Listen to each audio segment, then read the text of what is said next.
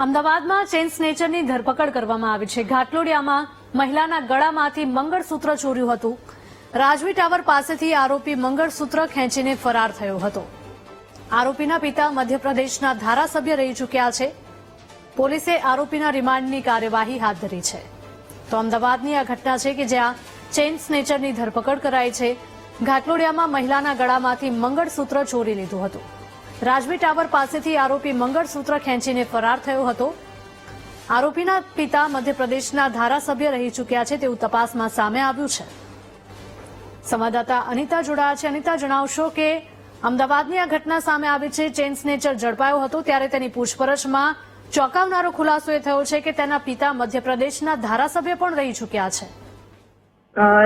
इस प्रकार पूर्व धारासभ्य जे मध्यप्रदेशना विजेन्द्रसिंह चंद्रावतना जे पुत्र छे प्रद्युमन सिंहनी જે ચેઇન સ્નેચિંગના કેસમાં ઘાટલોડિયા પોલીસ દ્વારા ધરપકડ કરવામાં આવી છે।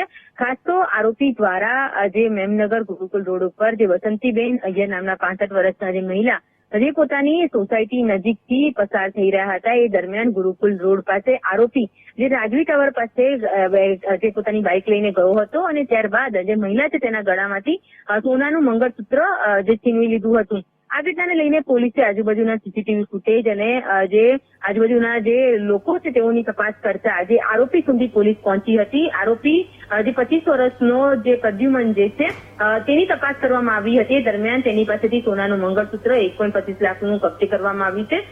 સાથે આરોપી તેની પાસે ચોરી કરવા માટે લોખંડનું કટર પણ રાખતો હોવાનું ખુલ્યું છે। તો અને તેના પિતા પૂર્વ ધારાસભ્ય જે મધ્યપ્રદેશના હોવાનું પણ ખુલાસો થયો છે।